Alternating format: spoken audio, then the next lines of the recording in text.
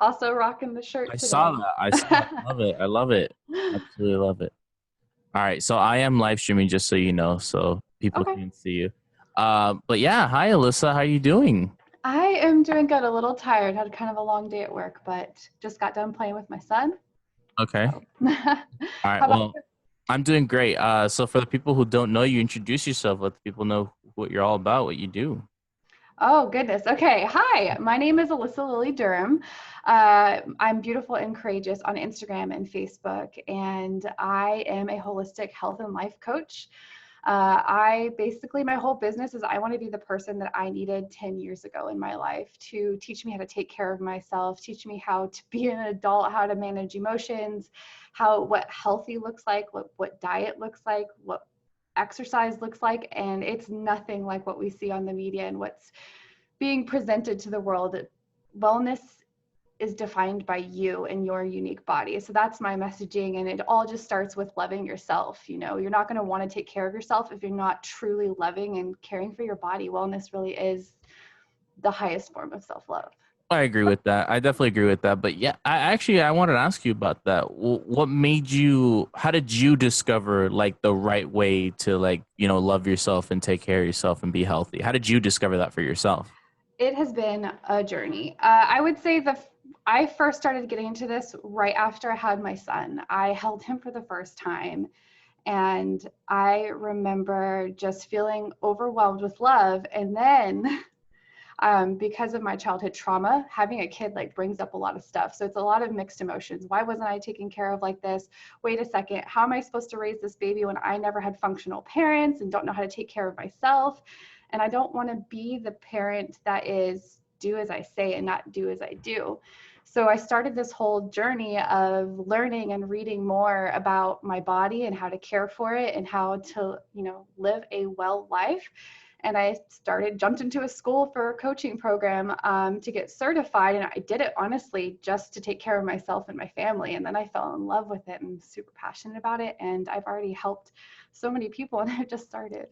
That's awesome, honestly. That's really cool. And I mean, I assume that your husband has been a great like help, right? Like he's like Oh, yeah, he's amazing. Yeah, my husband, he's a stay-at-home dad. So while I am working a full-time job right now and going to school and starting a business, he's making sure that everything's taken care of here. And he's just the best. And he's going to go back to work part-time when I transition to my coaching business full-time. And I'm blessed. I'm very blessed. that's really yeah. And it's funny because you're becoming a good role model for your son, if anything, right? And that's Because that's what I want. Mm. yeah, because I mean, it all starts with the parents. There's no such thing as bad kids. There's only bad parents, as people say. Yep. And So hurt people hurt people. yeah. So I feel like that's really great for the fact that like you're becoming like this person to look up to. I like for me, I'm a big mama's boy, so I look up to my mom a lot from her successes and even hearing about her like failures and things that she's done wrong in the past is like it doesn't define who the person she is and the person she tried to make herself like when she had me and my brother. So Hmm. I really look up to my mom a lot in that aspect. So I admire what you're doing, and and your son really has a great mom, great parents. Honestly, for I see always what you guys are doing, and you guys always spend a lot of time with him. So it's always cute, and you got a cute little son, so it's really Yeah, nice. I got lucky. Yes. But going back, I mean, how has becoming a parent like how were you before? Because you said you wanted the person that you're becoming the person that you wish you had 10 years ago. So what were you like 10 years ago then? Oh, I'm 28, so I was 18. Oh, Yeah. So I started living on my own when I was about 16. Um, so I went through the drinking and addiction phase in late high school and college age. And being a foster kid and bouncing around from families, people don't teach you how to care for yourself. I didn't know how to care for my skin or my teeth or my hair or what a regular routine looked like, how to balance a checkbook or right, finances. right, Nobody right, teaches you those right, right, things. right. So, and I also had a really bad addiction to self-harm because it was how I wasn't healing from my wounds. Instead, I just kept reopening them for me. So I was kind of lost in a Yeah. very dark place 10 years ago. Oh, okay. I was thought you had more to say, but yeah, that's and what brought you out of that dark place? I mean, was it before you had your son, or was it after?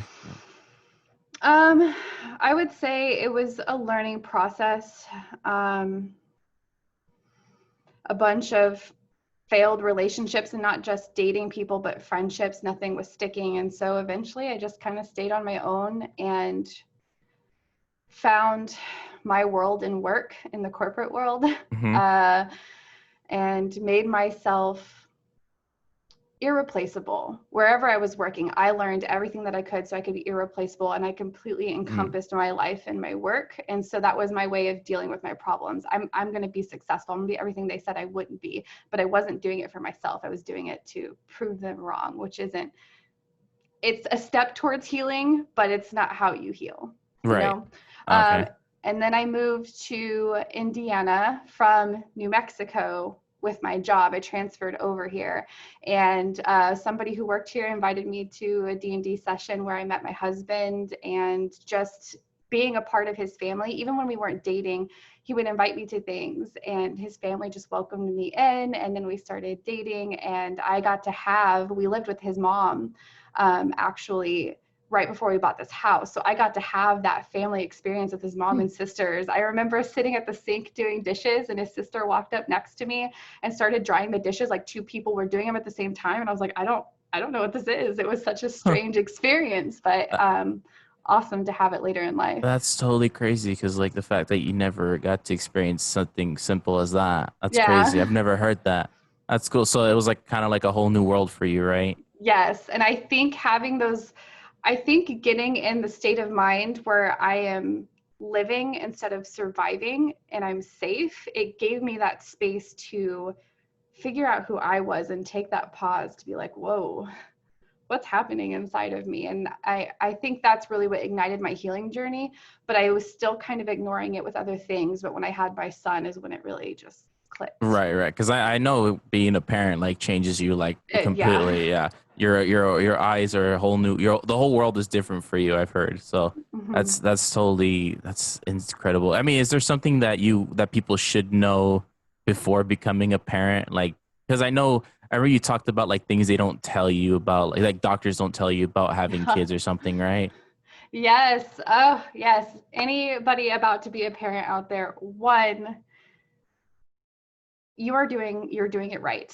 And Yeah. as long as you have your kids, as long as you have their best interest at heart, you are doing it right. Don't let all of the advice that everybody's giving you, oh, you can't have coffee, you can't do this while you're pregnant, and you can't do this when you have a kid, oh, you can't raise them like that. No. Pause. Is he or she being taken care of? Are you loving them? Are they in a safe environment? You're killing it. You're Okay. killing it. And then the other thing I would say for moms especially, postpartum depression is a real thing. um, I feel like it's not talked about enough, and it's okay to ask for help. I see so many moms, even experiencing it myself. Asking for help is scary because you're supposed to have it together. You have this tiny human, and you're not. We humans are meant to be a community. When you are first having a baby, people should be bringing you food. Get a meal plan set up with your family members. Like, ask for help. Have them come help take care of you, because it is a lot on your body, on your mind. And as far as doctors, I think the one that we talked about was circumcision. I had posted about Yeah. that. If you have a boy and you decide to have them circumcised, it can take a little up to a year to a year and a half to heal, and they don't really tell you that. And just different topics. So just make sure that you have someone. I feel like I'm trailing off into a couple different No, things, no, it's but fine. It's fine. when you are making a birthing plan, make sure you have someone to stand up for you in that moment. That's what I wish I would have had. I just trust what the doctors say and don't question it. But there's a lot of things. You have a lot of power over the birthing process, and if you know exactly what you want and do your research behind it, you're allowed to choose a doctor that supports you 100%. You don't have to argue with anyone. You don't have to, like, when you're in the moment of labor and they're trying to push, you need an epidural and that's not something that you want, they push it on you hard. So, like, have someone there to be there when you really choose it, instead of having someone push it on you. Okay, that's crazy. Oh, that's really good. That's things I don't know about that because I hopefully I don't become a parent anytime soon, but like I always like I'm always scared because I know people. There's always a joke I see sometimes too, where like when people have their first child, like there was actually a commercial I saw. They were like, "Oh, is the temperature of the water okay?" Like they had to like make sure the lights were okay when the kid was taking a bath, and then after they had their second child, it's like, "All right, give me the kid while I'm showering." It's like, Yeah. it's like you're like people like worry too much when they have their kid. I remember my mom when she had me, she had to call my grandma when she was taking a bath for me because she thought she was gonna drop me. And so that's like, was that like for you, or like you were like overstressed, like this fragile thing in my hands could like, I could drop them any second. Like, I feel like that's the thing with like first parents, right? Yes. So I would say for me, when I first started, I was the over attentive, but I really started trying to focus on being present and playing with him and getting on his level, which has helped a lot. Hmm. And my son is crazy. He climbs on top of his dresser and thinks he's Peter Pan and will just jump off. Oh man. And he's a wrestler, so he'll tackle you down. And so I've learned just from having him and his free spirit that you can't be with him 100% of the time. But I will say I was checking on him every night and not sleeping when we were first born just because you have that fear they're going to stop breathing in their sleep or My dad did something. the exact same thing when I was born. Like he would not, the first night I was at my house after I was born, he literally like was at my crib all night because he was afraid like I was going to stop breathing. He said, Hmm. because he saw like in the news or something like, oh, kids were suddenly dying in their crib or something. And he's like, he just got paranoid by it.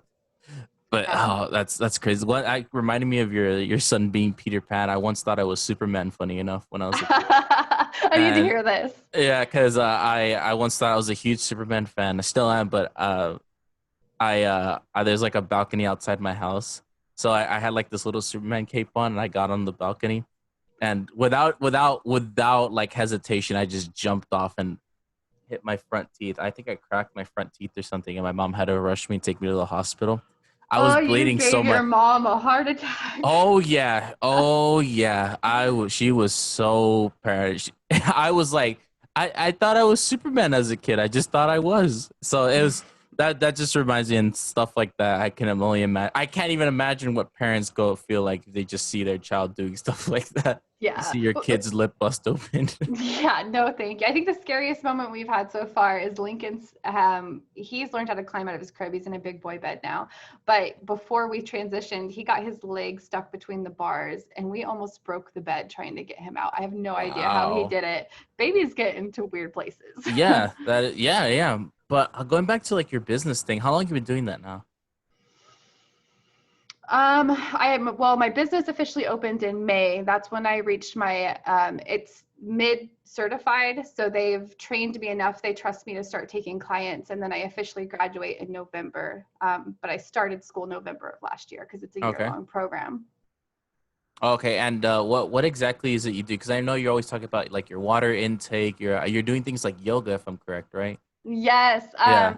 I will be getting my yoga teacher training at some point. I'm not certified or anything yet, but I do love yoga and I definitely have a deep appreciation for it. So, as far as my business though, there's a couple different programs that I do, but the basis for them all is to help empower you to step into your wellness and kind of trash what you think of it now. So, what your definition of wellness or food or diet or exercise is, let's toss it out and Hmm. experiment and find what really works for your body. And the reason why people fail at is because their diet's written for someone else's body and not Hmm. yours.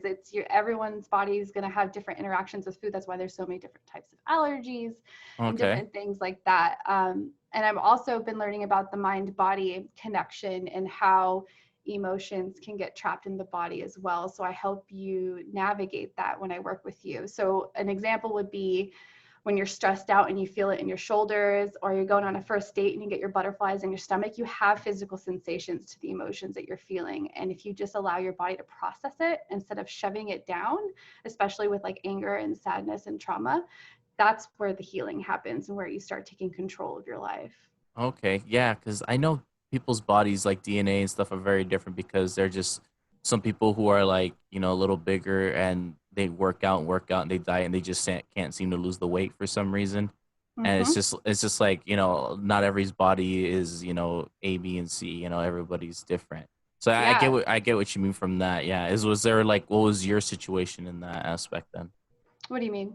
Like, what was like, yeah, because I know you're doing all the workout stuff. So is there something that you did that you thought, well, was there something that you were doing that was like everyone was telling you to do, and it was like, oh, this is absolutely not what I'm supposed to be doing? Oh, there's so many. I could go on a tangent on this for days. I've been in and out of getting healthy Hmm. for many years of my life, and I never stuck with it. Hint, hint, that the real problem was I wasn't loving myself. But Oh, I will say that I've tried different diets. One of them, I've tried to go vegan or vegetarian, and I feel ill every time. I oh, feel okay, sick. And what I found out when I started researching more about my blood type is we need some of the nutrients that are in meat. You know, we can find herbal supplements for them, but they're expensive and hard to come by. right. Or you just incorporate meat in your diet to get that nutrients that your body needs. Who Hmm. knows this stuff? I don't know, me now, but so it was situations like that. So I would say I've also the keto diet tried that. Not a fan. I Because think you have low energy, right? You get low energy. you get low energy, and the keto diet was actually designed for seizure patients and cancer patients, and Oh, was I didn't not. know that. Yeah, it's not a sustainable diet. So if you're wanting to drop weight quick, yeah, keto will do that for you, but that diet won't sustain your body forever. It actually does Right. damage when you do it long term. Right, because even bodybuilders even say don't do keto diet because you're not gonna have any energy. No, you're not going to have any energy, and again, long term, you actually have you damage your body long term, you know. Yeah. And then you gain your weight back as soon as you hop off of it, because your body doesn't hasn't been introduced to so many different foods, and you shock your system. So it's actually not great for you. And Yeah. it's the one everyone's doing right now. Yeah, and then also what you buy, like food wise, is also important because, you know, is it important to buy like organic stuff, or does it really matter? I mean, because people, I heard, you know, getting healthy organic food is expensive, you know, so that way not everyone can reach out to it. So what would you like recommend people who like, I can't afford all this like organic and healthy stuff for myself? I would say actually go check the prices, and look at where you're shopping. CSAs, or basically they have them in your area. That I'll have to get the website to you at some point. I don't remember the website off the top of my head, but basically you can buy produce and fruit from your local farmers, and sometimes in certain areas they'll deliver it to your door, and you can go see the farm where your food's being grown, how it's being taken care of, and it actually ends up being cheaper than buying some of the processed foods at the store. I'm not going to lie, I still eat processed foods. I think it's about balance, just because it's convenient sometimes. Right. But as far as what to buy at the store, you really want to try to stay away from as much processed foods as possible. And you want to try to buy foods that you're getting as close to the earth as possible and with as least amount of pesticides. So that's where organic comes in. And that's why Right. people tell you to buy organic. And also, if you support local farmers, you're helping your community. So. Right, right. That's very true. And you know, talking about like your clients that like always come back to you and stuff, you know, is there like a goal they had in mind and surpassed it and they still keep going? Because this is a lifestyle, right? This isn't just because I mean loving yourself should be a lifestyle, you know. I think everyone should care for themselves because if you can't care for yourself, how can you care for the people around you, you know? Mhm. So, you know, this is a lifestyle people go into, but is there like a certain goal people come at you like I want to do this, I want to lose this much weight, or I want to do this with my body? Like what's what's the main goal people come at you for though? I think different things. I am choosing to specialize in people who tend to have trauma in their past.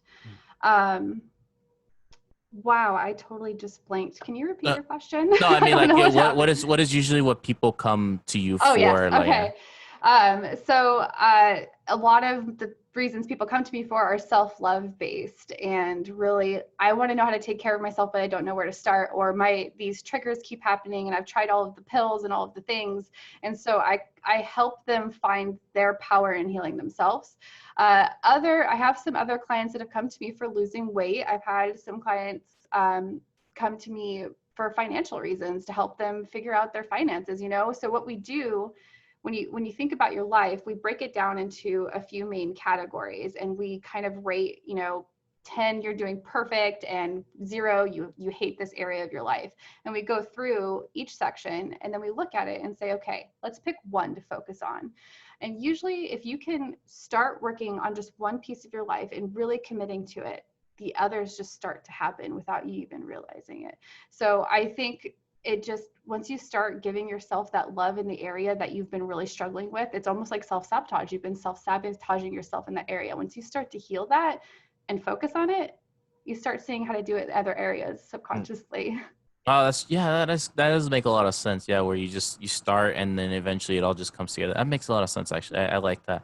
Honestly, Mm-hmm. I did have like a lot of trouble like loving myself for the fact that I used to be I used to actually be medically overweight. Mm-hmm. Now, no, I think was it overweight or obese, but I was one of those, and then I lost about 50, 60 pounds, and I started feeling a lot better. I had a lot more energy for sure. I've been kind of slacking with COVID with like my diet and consistency, but honestly, like it even changed like how people saw me as well, because I definitely had more confidence, and I was actually girls were actually flirting with me for some reason.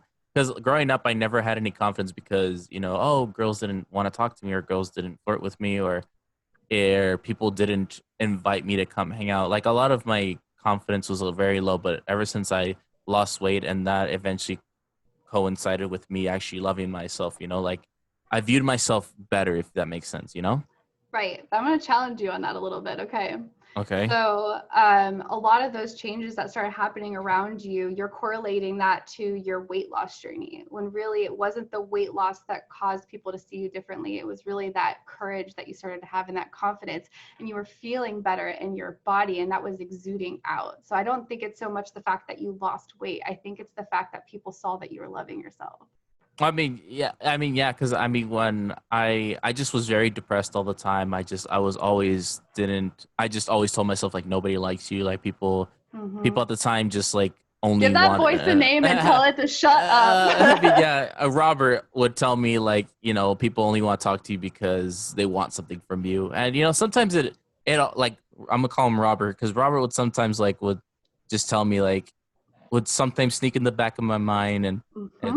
it's like no, like shut up, like it's like I feel like I know who my real friends are, who the people who really care about me are nowadays, and I'm actually doing things with my life. So that was also the other thing. I felt like I wasn't, what was it, what's the word, I feel like I wasn't contributing to my life as well. I felt like I was just going to school and taking up a seat as well, because I'm not a really good student, to be honest. Like I'm a D student at best.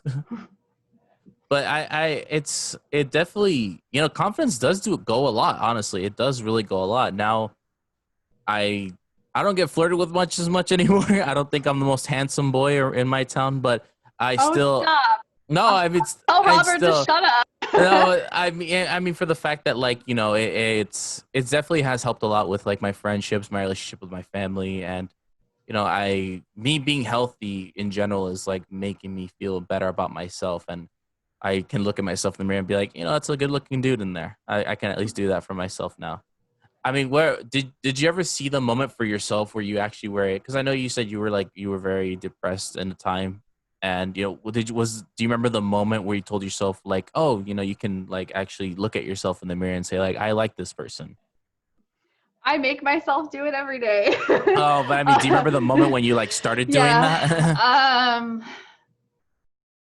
I think I mean I can't speak for the male perspective, but All right. for female perspective, I feel like we always kind of try and we put our makeup on and stuff. We're always Oh. constantly somewhat in the mirror, but I was always avoiding myself. I would say I didn't start actually looking at myself with even the ounce and it's the ounce of love until I'm probably around the time that I met my husband and started feeling safe, because I never let myself pause enough, you Mm-hmm. know? Okay. Okay, all right. And meeting your husband, where were you at the time? Like mentally, where was Alyssa? Alyssa just moved. I'm talking about myself in third person. That's okay. I just moved to a new state. I didn't know anyone, and I was looking at it as a fresh start, Hmm. and really trying to again dedicate to the corporate world that I was in at the time, that I'm still in, Mhm. and wanting to move up and build my career there and just kind of focus on me and do my own thing. I was done with friends at that point when Yeah, I first moved I here. get that for sure. Yeah, I had been screwed over one too many times and walked over. And part of that is bad friends, and part of that is I didn't set good boundaries. But so I was just kind of doing my own thing, and I was rocking the mohawk I and love it. I love the mohawk. Honestly, I dig it. I love it too. I miss it. I've been debating going back. But everybody thought I was this big lesbian. I was like, no, I'm pansexual. You can at least try to get it right. But I remember my husband thought I was lesbian, and his family did for a long time. I'll be honest with you. I kind of if I didn't know who you were, I would think super lesbian. No joke. I get it a lot. I must give off the vibe. I don't know. But that's crazy. I mean, if you don't mind me asking about your past, but what were some things that were like bringing you down and making you depressed, like growing up? You know? Yeah. No, you're absolutely welcome to ask. Uh, do you want the Reader's Digest of my childhood? I mean, like, what kind of person were you in school, at home? You know, because I know there's two sides to like when you're at home and what happens at school, obviously. At school, I was the kid that had short hair because my dad would just cut it all off, and Really? the girls thought I was weird. The boys didn't like me because I looked like a boy. I got bullied a lot. What were they But bully you for? Because of the hair? yeah, because the hair, because I was weird. I always had old clothes. Like I never had new clothes or clothes that didn't fit right or had holes and things like that. Oh. So I got So picked you on. didn't come you came from like a low class life is what you're saying, like a low. I came from a lot of people. I've been in a lot of families, and I started with someone who didn't have the means, who turned into kind of a druggy father, Okay. and then progressed from there into foster care and different things. So um, yeah, it's just been quite the journey. Yeah, but I mean, well, do you remember?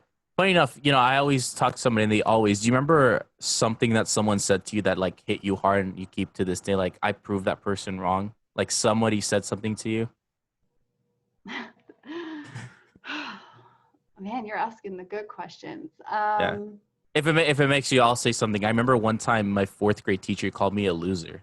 Mm, She actually like dead ass called me a loser, but I understand where she came from because I'm not a loser for sure. I definitely proved that girl wrong because she was a horrible person. And honestly, I was very shy and very introverted because growing up, a lot of kids made fun of me because I didn't know how to communicate with kids. Funny enough, when I was in the first grade, they thought I was autistic because I didn't know how to get along with kids. Nobody told me how to talk to kids. I just only had my brother growing up, and him and I just grew up watching movies, watching the Power Rangers and all that, you know. hmm So I thought that was the way all the kids communicated, you know. I No one taught me how to do that. So when I went to school, I communicated with kids talking about movies. These are also movies that adults watch, by the way. So I was talking about movies and TV shows, and other kids were not talking about that. And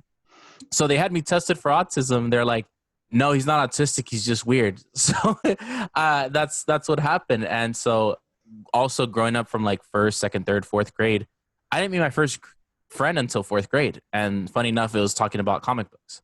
So I finally met somebody who spoke my language. And at one point, we referenced movies, we referenced comic books, and when she saw this, my fourth grade teacher just said like, "Oh, she said you're a loser."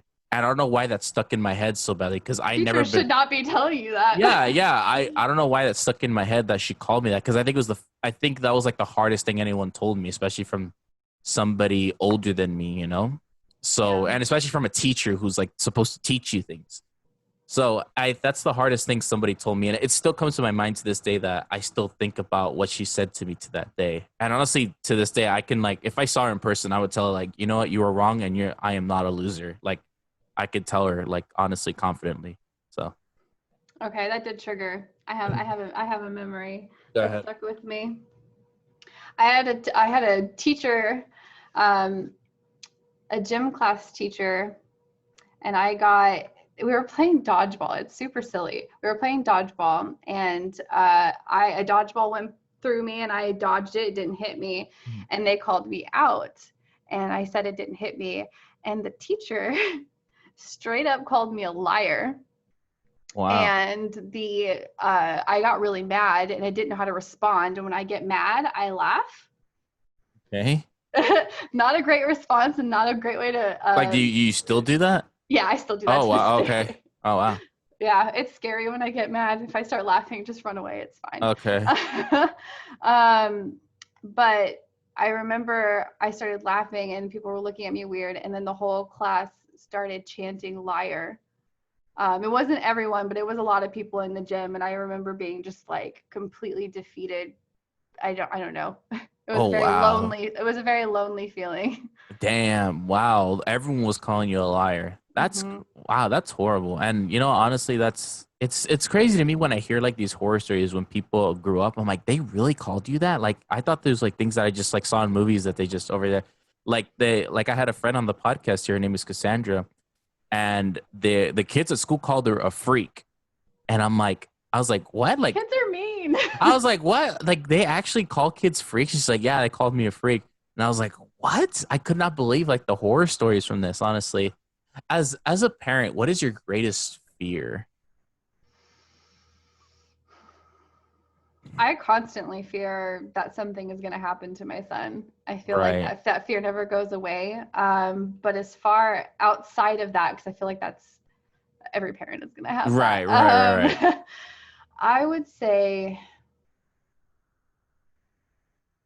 I think I'm just always constantly scared I'm going to fuck him up. Oh, I don't know if I'm supposed to cuss. No, no, you Sorry. can't. I don't care. Okay. It's very open speech here.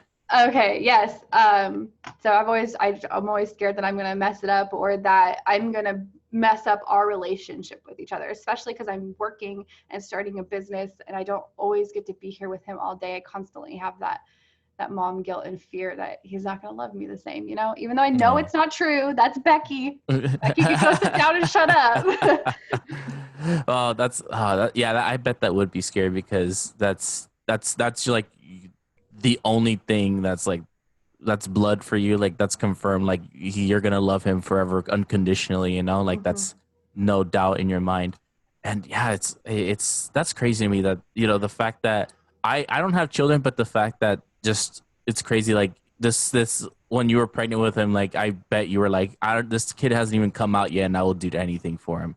Like that's crazy. Absolutely. Like you haven't even held him. It's like I already like would die for this kid. Like that's crazy for me. Like to me, like becoming a parent is like one of the craziest like mind changers at that point, because you literally like change your mind like overnight. It's crazy to me. It's It's a unbelievable. switch. It's a Yeah, switch. And you, like, especially being a mom, you're growing a yeah. freaking Mm. human inside of your Yeah, body. yeah. What was pregnancy like for you? Bizarre. My little parasite is what I called him. I even had a shirt. It was cute. uh I was really nauseous the first, I want to say, first trimester and part of way into the second trimester, and then just uncomfortable at that point. I had issues where I had more water than I was supposed to, so it was like I was carrying twins. That's how much Oh, extra wow. water I had. So it's just uncomfortable, and he would constantly kick me in the ribs. And then Oh. when you're sitting there and you can see your belly move, you're like, oh my god, it's like Alien. It's gonna pop out.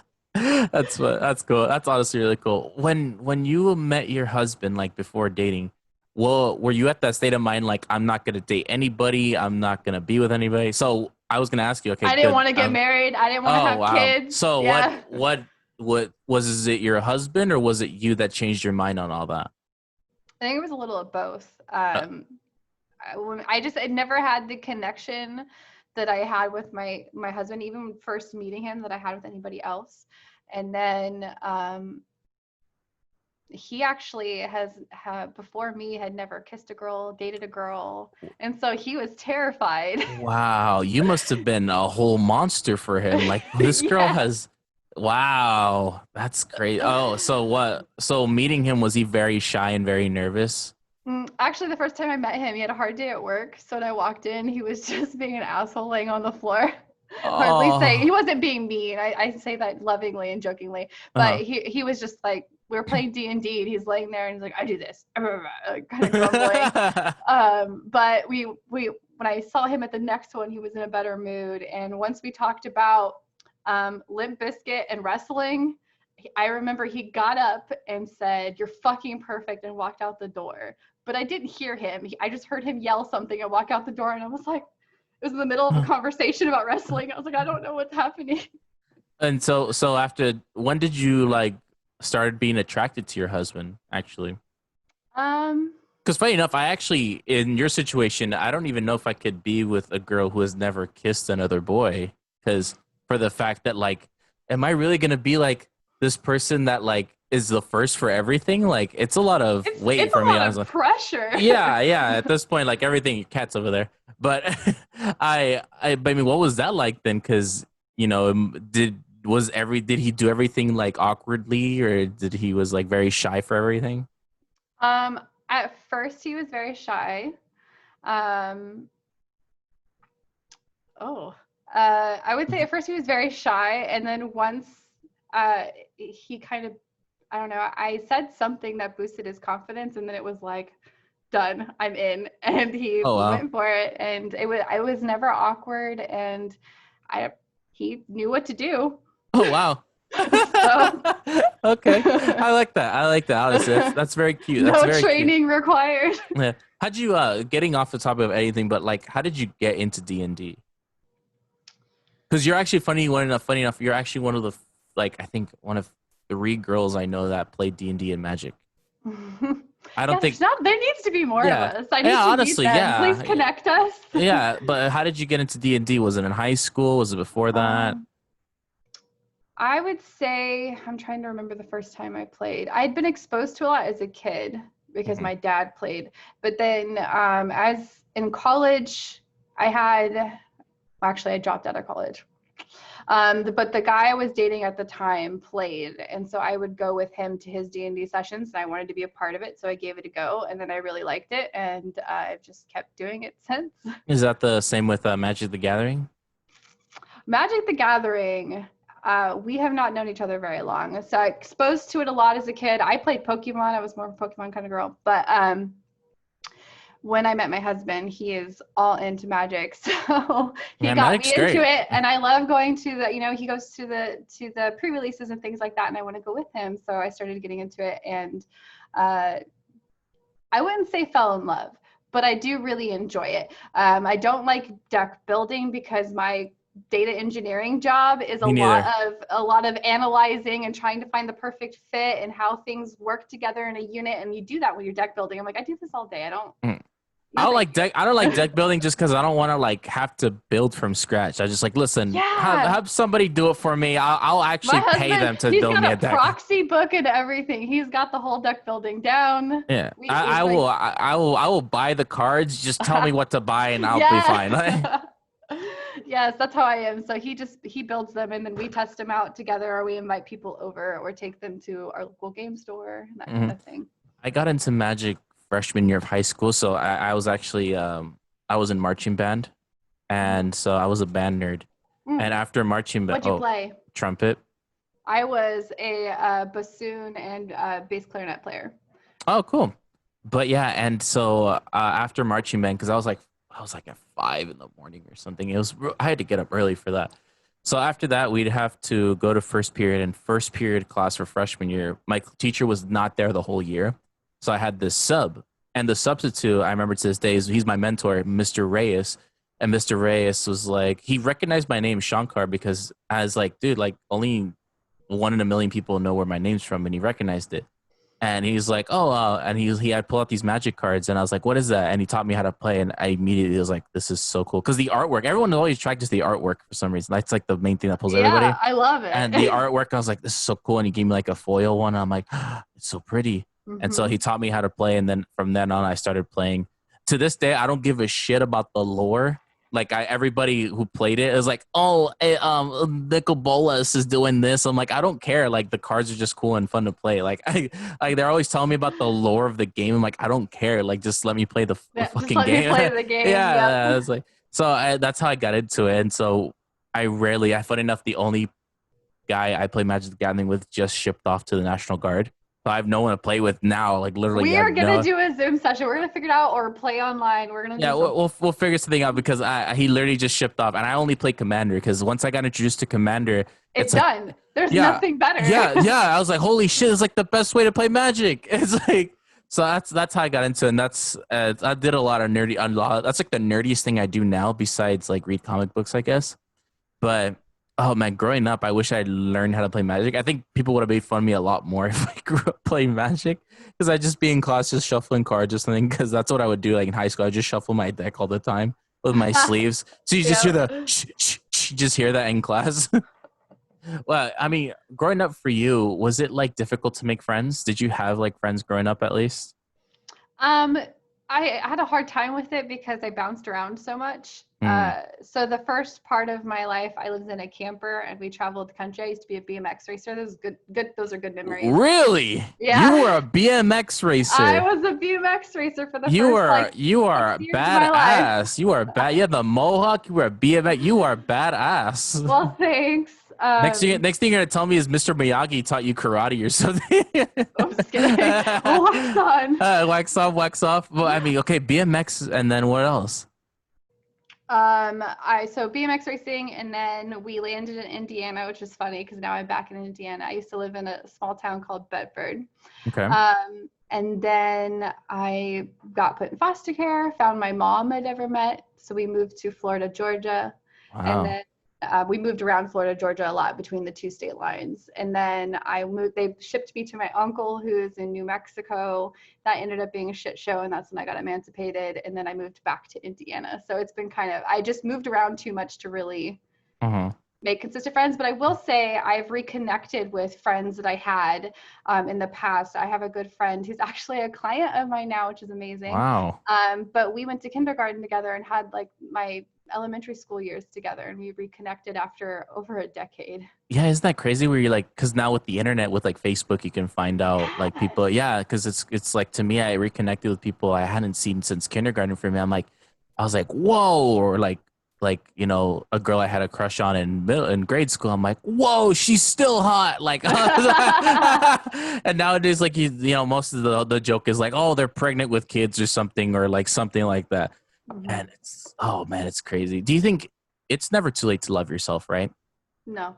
No, it's never. No matter how damaged you are, right? Because No matter how damaged, how old you are, where you are in your life, just starting. Everyone's healing journey looks different, and it's going to start at a different time.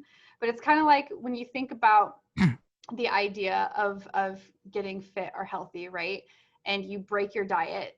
And so you're like, okay, I'll just start tomorrow. And you binge eat all of these terrible foods. And then you're like, tomorrow gets here. Oh, I'll start on Monday. It'll be a new week. yeah. And then, oh, it's almost January. The holidays are coming. And then it never gets here. And during all of that time, you could have just enjoyed the terrible food and moved on. Not terrible food. It's delicious. But you could have enjoyed that food and then moved on. You've wasted all of that time and you're just damaging your body. It's the same thing with the healing, the longer you ignore it and procrastinate it, the harder it's going to be. So just start.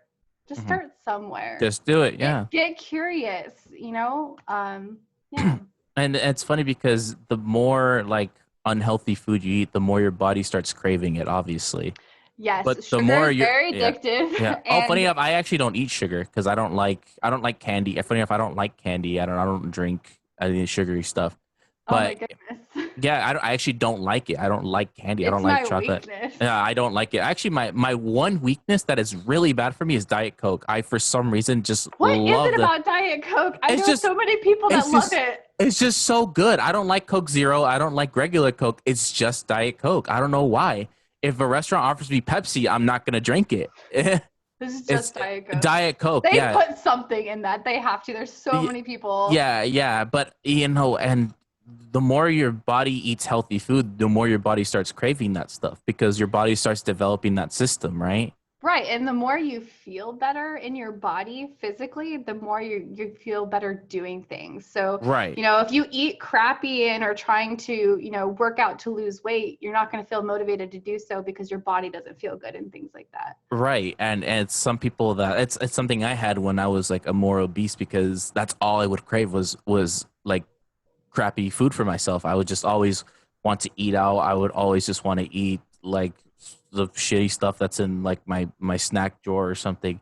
And Mhm. once I started losing weight and I started actually craving, like my mom, bless her soul, she's like the best. Like she cooks me like these awesome meals, and she like it's like I start craving this stuff even more. And honestly, moms are the best. Like I can't express that even more. Moms are just the best. I'm a huge mama's boy, and I'm gonna be till the day I die. I promise my mom I'm gonna buy her a house one day, and Aw, she's just the best, honestly. that's Uh, amazing. speaking about moms, you said you met your mom for the first time when you were how old? 13. That is something, because that is a story right there. Can I ask about that? Absolutely. So when I got put in foster care when I was 13, I found out that my last name wasn't even my last name. I had been living with my mom's ex-boyfriend my entire life, and he scratched out my last name on my birth certificate, wrote the last name Gray, and took it to the school, and they just took it. And I went by Wow. Alyssa Gray my whole life, and then I went to foster care, and they're like, "Well, you're actually Alyssa Williams." I'm like, "I'm sorry, what?" Whoa. And so that was a shock. And then I was always told my mom didn't want me. And then they put me in therapy. And then they found my mom because I had a family that wanted to adopt me. And they couldn't because my mom said no. And so my mom had to fly and meet me, and they shipped me off with her. And she wasn't a great experience either. So yeah, 13 was an identity crisis for me, Yeah. literally.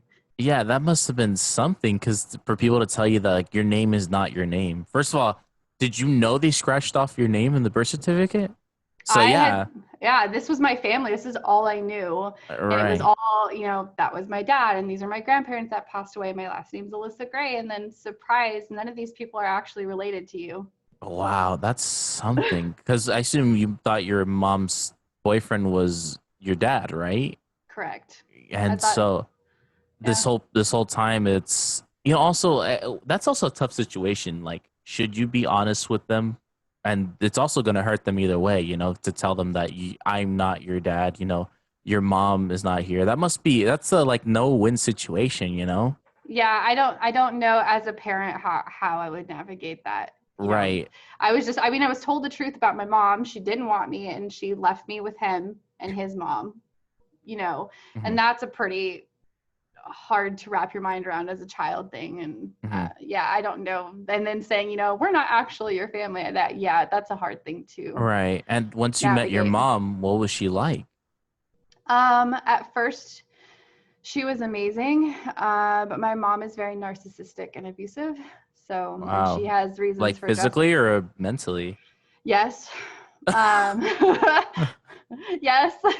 And she also married a very abusive man, sexually, physically, emotionally. And it was my fault because, trying to steal her husband. So I've lived a long Wait, life, but what? Wait, what? Wait, yeah, what? yes, You were trying to steal her husband? Is that what she said? this 14-year-old, yes. Were her husband at the time, like when you were with her? Say again. Well, you said you were trying to steal her husband, like when you were living with her? Hmm. That's the, yeah, yep. That's Is what.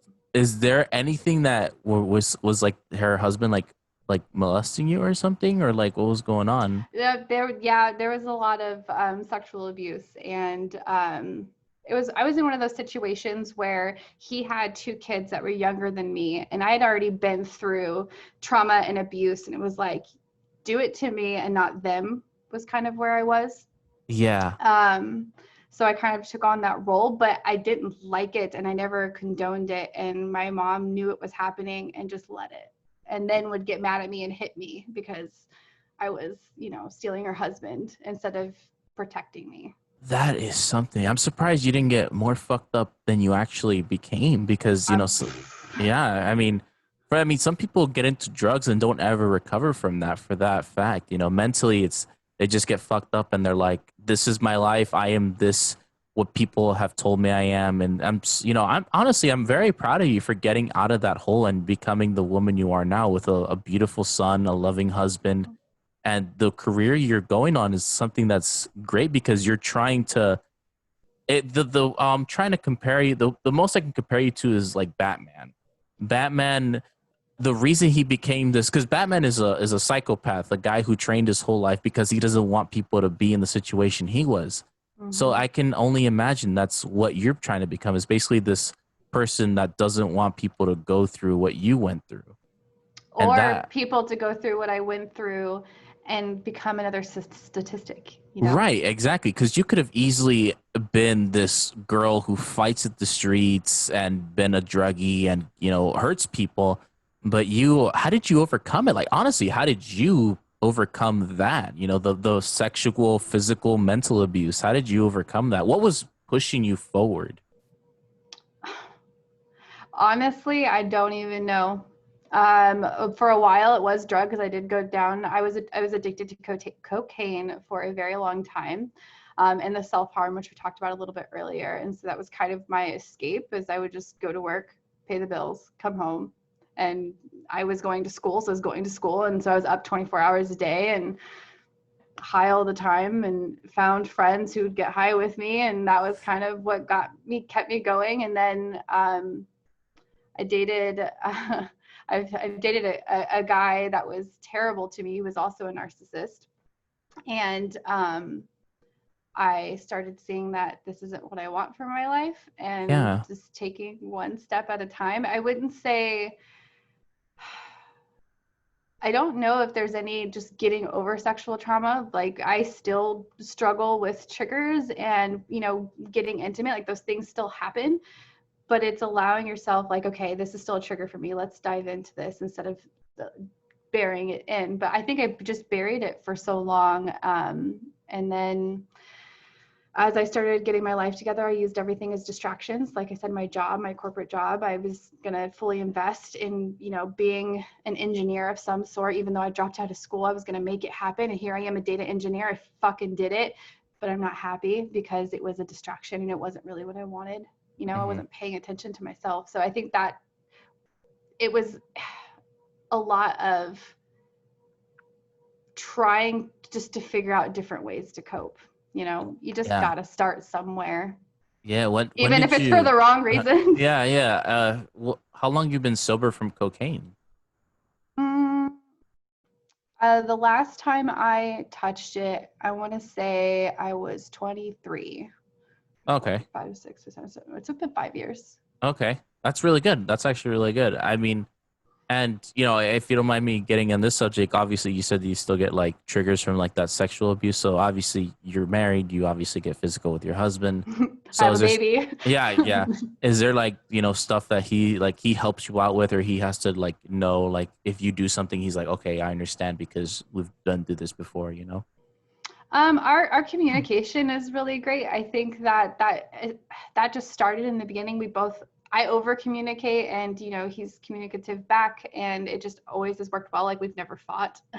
Oh, wow. Yeah, but yeah, we just communicate, and if something makes me uncomfortable, I just say so, and then we do something else. I've had to stop, like, I need a Mhm. moment, and he just holds me and holds that space for me if I need to cry or scream because I'm angry. And sometimes you just need to fucking scream, and even if Yeah. it's weird or awkward. When you marry someone and have that relationship with someone, you need to have that space to be you, and whatever that means, and however you need to express that. So Yeah, yeah, and that's really important too. And that honestly, your husband is a hell of a man for like being he like that is. type of guy. Yeah, honestly, because I know and it sucks because I even tell myself like nowadays like on my dating profiles it says I'm not looking to be anyone's therapist, but like it's because I mean, but it's also for the fact that like Well, we not. didn't just go from Yeah. Oh, yeah, yeah, yeah. I know that. I get that. But it's yeah. That's to me. That's like wow. Like, cause I like I've even told you a story about a friend of mine who's going through something like in her like she's living with a boyfriend that she doesn't feel like she can get out of. Like she Mhm. feels trapped because she can't go anywhere if she leaves. She's leaving her cats behind. She doesn't provide for herself. Like he's the only one working, so she doesn't have any money, so she can't leave. And it sucks because I don't know how to help her either because I even offered to like marry her so she can legally leave the country Mm-hmm. because she lives in Canada. So Mm-hmm. I offered what I could. I'm trying to be as good as a person I am for her, and it's for you know I'm the most thing I'm afraid of is her getting killed. Because what if the abuse gets too far? Where like he's eventually gonna accidentally kill her. And Yeah. did you ever feel like at one point like I'm gonna die here, or like this person's gonna kill me one day? Um, I will say as a child and a teenager, yes. As an adult,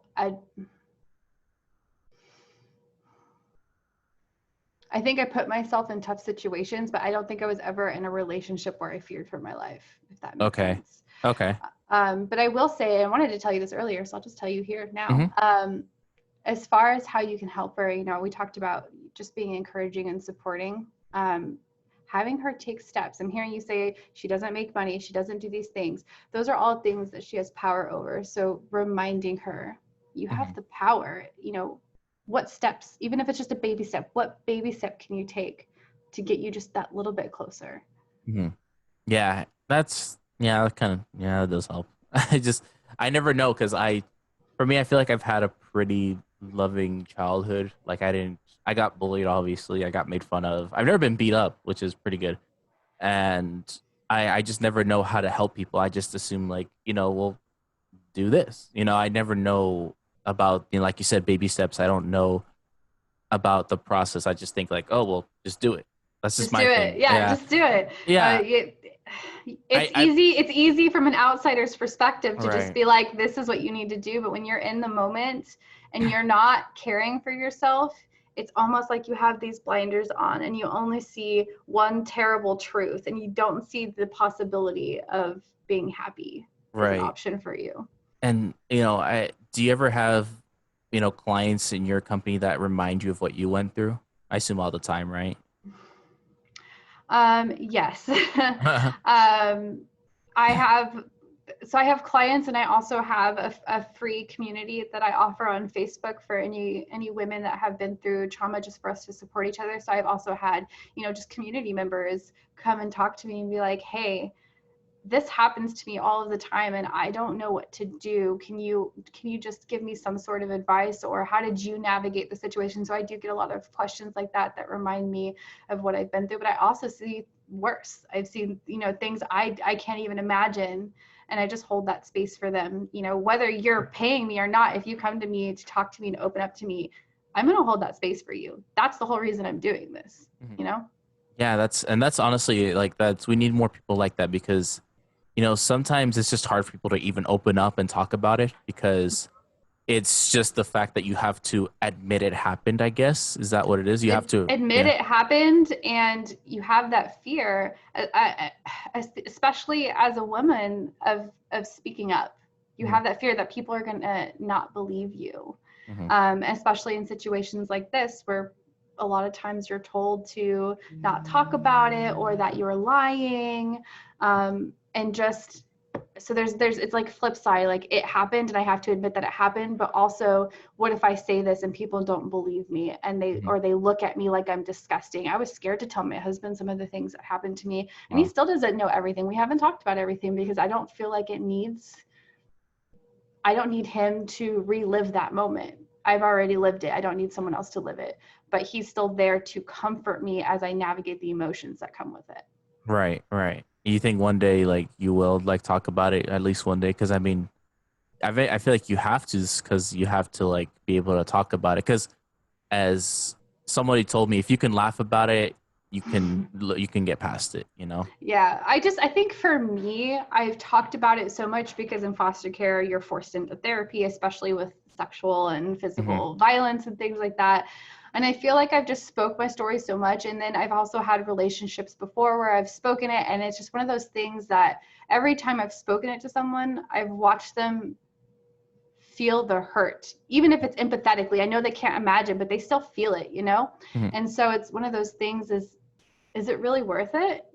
I feel I am getting to the point, I mean, I can talk about it without breaking down. I write about it in my journal. It's just, what is the point in giving that up? Now, I do speak about what has happened to me when I'm in a small circle of other survivors, because I think there's power in healing together and seeing that you're not alone in what you've experienced, and there's healing that can be had in that. And I guess talking to a partner and saying it out loud can be healing too. I think I'm to the point, it's like I don't see the value that it gives me in my healing process to be like, here's all these terrible things that happened. Huh. Let's go into detail, you know? Yeah.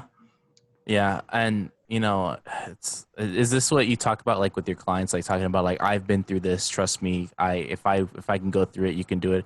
And then I bet you also have people that say like, I can't do this, like they give up, they're trying to give up. Is there like people who like going through the process of like, through your business and stuff, and they're like, I can't do this, I'm thinking about giving up? I haven't had that yet. Oh, okay. So hopefully I don't come across that. Okay. But even in that situation, I would just offer support. And even if, if you work with me and I'm your coach, we create a bond. So even if we're not having coaching sessions, I'm going to check in on you and say, are you remembering to prioritize yourself? Did you take your water, drink your water today? Things like that. I want to be there for you. That's again, that's the whole point. So even if someone got to the point where they wanted to give up, I'm your cheerleader. I'm in your corner. I will, we're going to navigate this. Nice. That's really cool, honestly. And that's all, that's so inspiring. And I hope honestly your business branches out way more, because I think some people just need that, like somebody to tell them like, it's okay to love yourself, and you need to love yourself, because it's really rough going through depression, because I've had moments, even recently I've had moments of depression where like I feel low, and I just feel like, God, I'm not worth much to people. And that's just when that happens, I just think there's nothing else in the world that can make me happy. It's horrible. It's a horrible feeling, because I need that reminder that there are people that care about me, honestly. And Mm-hmm. it's so easy to get down. It's getting back up that's really the work. Yeah. I mean, there's there's work to getting up. It's a lot of work to heal. It's a lot of work to dig yourself out of depression. It is. And so it's almost bittersweet to stay into depression, and Right. you get addicted to it and accustomed to it, and it becomes your comfort zone, and then you don't remember what a healthy life looks like. Yeah, exactly. That's exactly a great way to put it, honestly, because I don't even remember like how was it to be happy, or how was it to be even comfortable, if that's the thing. Or Like, what's the last thing that brought me joy?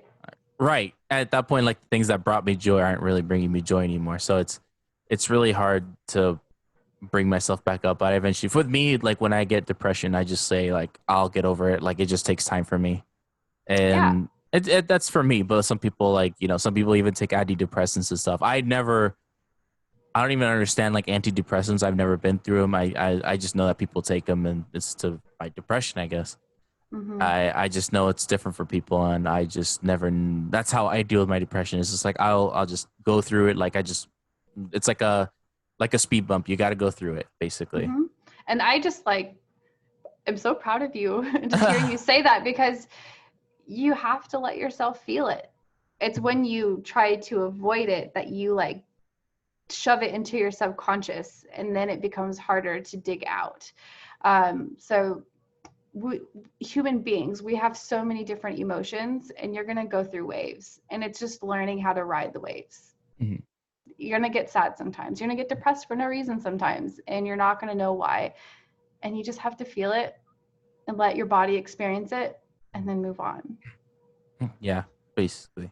And it's hard, but I eventually get through it, and I eventually tell myself, you're gonna be fine. Like, stop. I'm here for you. Yeah, I thank am you, here for you if you thank ever, you, want to talk through it. thank Seriously. you. I want to talk about you. I want to ask you, like, do you have any like creative hobbies? Like for me, it's the shirt brand. That's my creative hobby. I like doing that. I like expressing my work. I like expressing my mentality in design, and like posting it in something I would wear. And if people can relate to it, they want to wear it too. That's my creative hobby. Do you have any creative hobbies yourself? I love to create. So I spend a lot of my time, I actually make a lot of my own lotions and oils and different things and home products. I paint. Um, I love learning about how to, care for your body. So I learned how to make body products and to take care of your skin. So my creative hobby is kind of caring for myself. And I would say the other part is I'm a witch. I don't know if you know that. I don't know if we've I had that saw that. Yeah, conversation. you have like Yeah. you do like tarot readings, right? I do readings, tarot and oracle. I also, it's more for me than anything. I really think magic is about yourself and your own energy. You shouldn't be messing with other people's energy, kind of thing. But I do love making rituals with intention, and it's nothing scary. Like I'll have a bonfire and I'll lay out my stones really pretty in a grid, and if I'm wanting to let go of something, I write all of the things I want to let go of and really focus on it, and I watch it fucking burn. And it's so powerful. And then you get to sit there, okay, what am I going to do now that that's gone, and set that intention? And it's powerful and beautiful. And I also love like herbs and making different concoctions. That's really, oh wow, like that's because I knew you were into like that whole magic stuff and like the Magic and whole magic. yeah, Yeah. magic and magic, but I meant like the whole like like witch stuff. And Hmm. I always you always get people like I'm like very like suspicious about that stuff. Like I'm Yes. not, yeah, like I once had my tarot reading and I'm like, okay, you can say this about anybody. Like you can like it's so. Can you explain to me like that whole process of like the whole card thing and like reading Yeah. somebody? Because like I always, when I got my reading from a witch, because she's actually famous, like a pretty famous witch, and she was like, oh, like this and then, like this is in your life, and I'm like, okay, you can say this about like my next door neighbor. Like how what's why was this like unique to me? Right. So the point of tarot or oracle cards, and in my opinion, and this could be vastly different for different people, but in my opinion, I view them as tools to get into different thought processes, right? So if you're thinking about a situation, you're shuffling your cards, and if you believe in energy and different things like that, you're intuitively going to draw the cards that you need. That is Okay. the belief. But really what you're doing is you're drawing these cards and you're opening your mind to look for answers, and these cards will trigger things that you would like, different ways of looking at it that you wouldn't have thought of before, because you're getting something else that's triggering those different thought processes. So I love tarot and oracle readings, not to answer or to read the future, but more of to help you see the situation in a different light, or to encourage you even, or to show you what maybe you need to change direction, help you reflect. Okay. How'd you get into that actually? What interests you in that?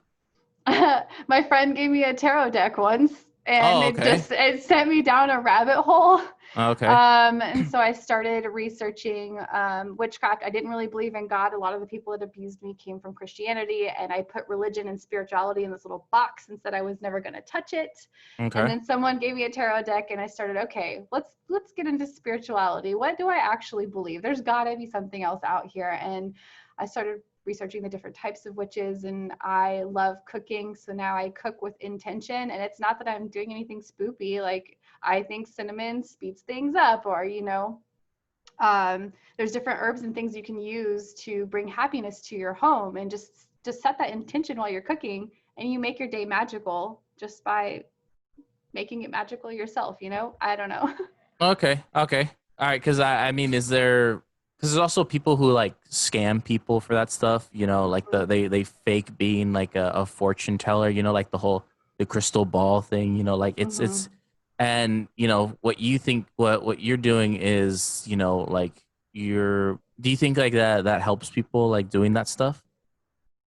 I think it can. And I do think there are a lot of scams, but I also think that a lot of people, if they're genuinely into doing readings for you, and that's something that they do a lot, and they're an empathetic person, they can pick up on messages that you may need to hear, or words, or maybe even just holding that safe space like a coach would for you, to help you navigate that thought process that you're having, or that situation that you're trying to navigate.